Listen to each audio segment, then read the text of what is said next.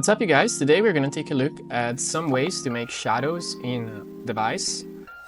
Here is a demo of what I built, and I want to show you why this project is a good way to create shadows on spectacles.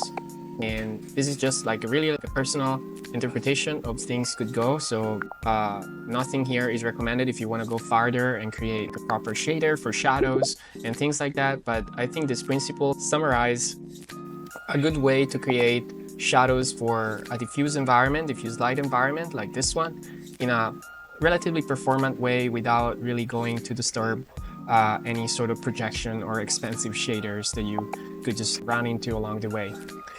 So this is the demo, and let's see how this works. So it's very simple. All you need for doing this demo are these utilities, which I will share with you, and then just need an image. So let's take a look at this image. This image is a very normal PNG of a diffuse perimeter, like a circle. It is a white circle, but then we created like a faded gradient from the interior to the exterior of the texture.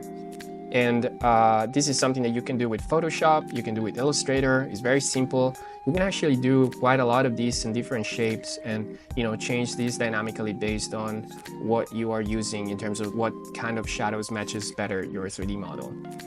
So let's take a look at what is happening here in Lens Studio. So I also use some lines to give you a little bit of a debugging in real time of what's going on. So here we see that there is this little ghost, the snappy ghost, and when it gets closer to the surface, this shadow that I'm representing with the white is going to turn larger.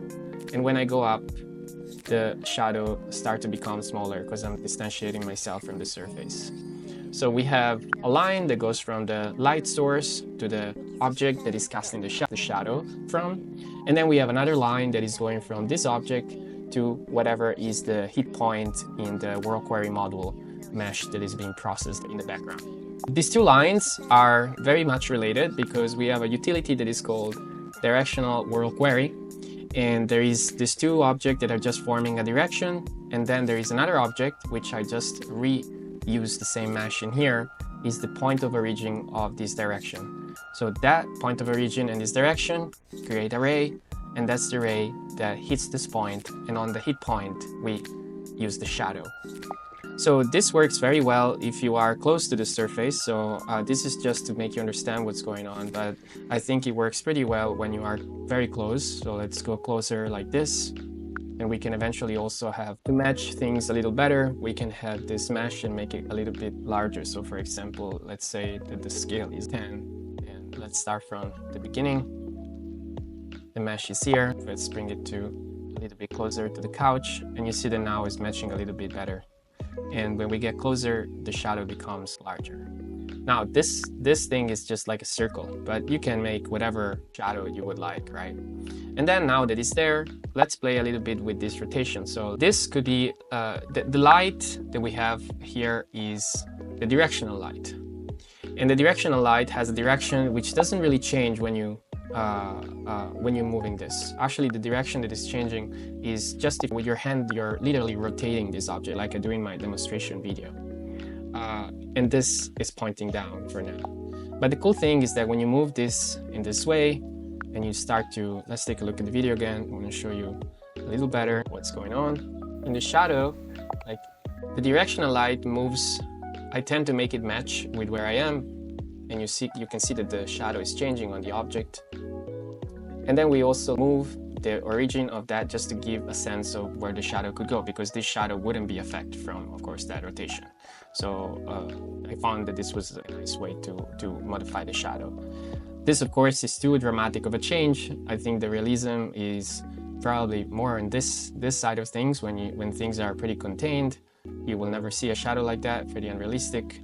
But you can see here that I'm rotating, and in real time the light is changing on that material, that has a specific Uber PBR material that is reacting to lighting. And now I'm just moving manually the lighting of the scene. So you start to think how many things we could do with this, right? Let's suppose that you want to have, let's say if we are in indoor, I feel like a ray that goes down and almost like have a very small rotation always works.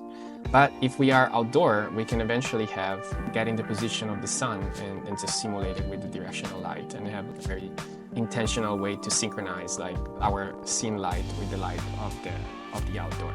But this was specifically for the indoor because, as we know, shadows are very challenging in augmented reality, and that effect of realism actually is very contained in indoor environment, especially with this test.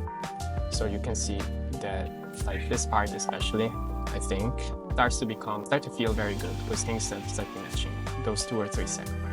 But here to show you how to do it, eventually you can see it's the same thing, the scene, and all you need to do this is just redirecting the WorldQuery model. So you will need to import the WorldQueryHit from the asset library, which you will find in this part of the asset library. So this is the WorldQueryHit, and then you're going to modify it. And let's get into scripting just for a second. What's happening here? We are getting different inputs. We're getting the direction that starts, the direction that ends, and then we restart the array. We get that direction and start from here. And this is the object hit point. All the rest is pretty much the same that comes with the WorldQuery model hit examples. We are just really reorienting things around.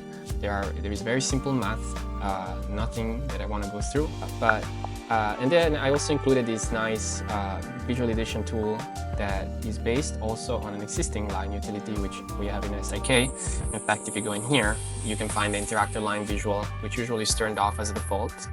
But if you take it and you just change the start and end point, you get a line. So if you put 2, you can get 2 lines. So also another thing that I added is the scale based on distance utility. So what does it mean? It means that the farther we go from the surface, the shadow becomes smaller, just to emulate the real shadow. But just imagine that if you start doing this with a more structured intention, so let's say that you put something else and you have a specific shadow, or you have a different mask, or you can swap the mask dynamically based on what prefab you're using, and you can find rules for defining the orientation and the rotation and the position of this component. You have a quite consistent shadow in your experience, which is not bad. So feel free to take a look at this. I hope that it helps. I'm going to share always all of this code into our Reddit, and feel free to experiment and make your app more beautiful. Thank you.